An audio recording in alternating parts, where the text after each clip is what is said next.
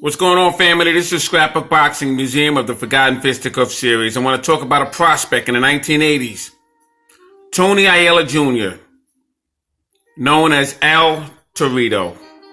He was born February 13th, 1963 in San Antonio, Texas. He died May 12, 2015. He was 52 years of age at the time of his death.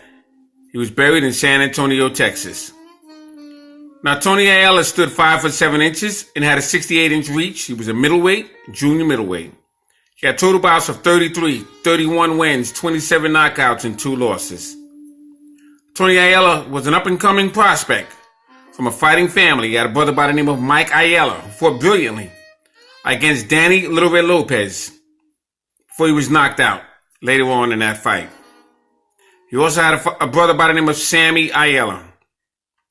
And I began boxing at the age of 5 and built up a fighting amateur record of 140 with 8 losses and 60 knockouts, winning national junior Olympic titles in 1977 and national Golden Gloves in 1979. I turned professional in 1980, defeating all opponents. He was known as a dirty fighter, spitting at an opponent while he was knocked out, among other things. But both Tony and his brother Mike was understood to fight under the influence of heroin and cocaine in their system. On September 16, 1981, Tony Ayala would showcase his talents on the undercard of Sugar Ray Leonard and Thomas the Hitman Hearns. This bout took place in Caesars Palace, Las Vegas, Nevada. Both Los Angelo Dundee and Michael Katz, who was a newspaper editor, considered Tony Ayala as one of the greatest fighters that was up and coming. But unfortunately for Tony Ayala, he would constantly get himself in trouble, in and out of jail. And he was scheduled to box Davey Moore, 1983. But because of a conviction, he would lose that opportunity, and in come Roberto Duran. And Roberto Duran would take care of business in Madison Square Garden. I was at that fight between Duran and Davey Moore, but I missed out on an opportunity to watch Tony Ayala face Davey Moore in Madison Square Garden. Now, he would be convicted several times, eventually serving 35 years in prison. In 1983, he was paroled in 1999, and he would KO several opponents in his comeback trail. He would eventually quit on a stool in the 8th round against Yori Boy Campos, claiming he had a shoulder injury. Now, Tony Ayala would be convicted in 1983 of rape. And he would come out of jail in 1999. He would go right back in again. 2014, he died. And laying next to his body was paraphernalia. And when he went to prison the last time, it was said it was because he molested a 13-year-old girl.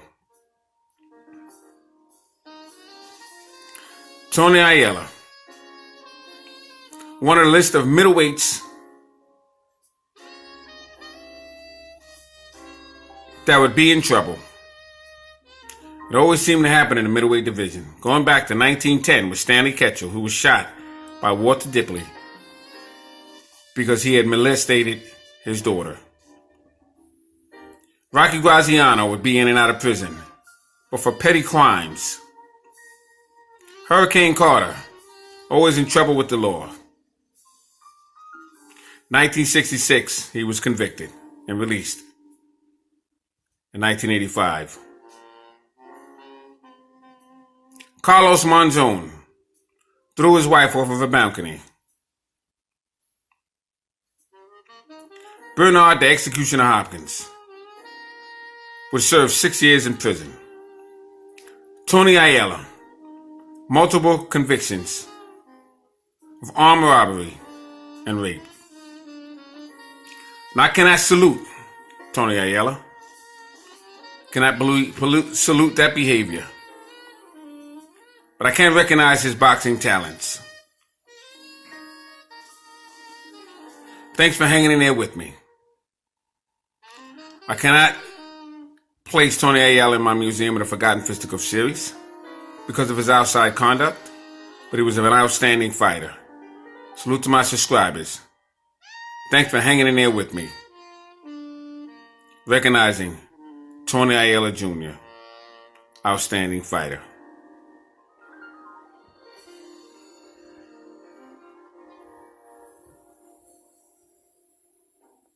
One quick note on this fighter. The world was waiting for one of the biggest fights in the 1980s. Tony Ayala and Marvelous Marvin Hagler.